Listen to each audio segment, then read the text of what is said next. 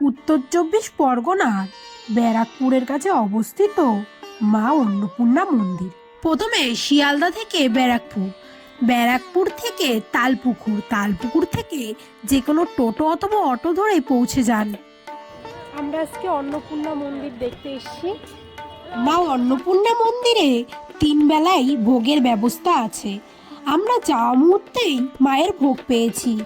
মা অন্নপূর্ণা মন্দির প্রতিষ্ঠা করেন রানী রাসমণির ছোট মেয়ে জগদম্বা দেবী। মন্দিরের অন্যতম মূল আকর্ষণ হলো এটি দক্ষিণেশ্বরের মতন দেখতে। দক্ষিণেশ্বরের প্রায় ছোট মন্দিরই এটি।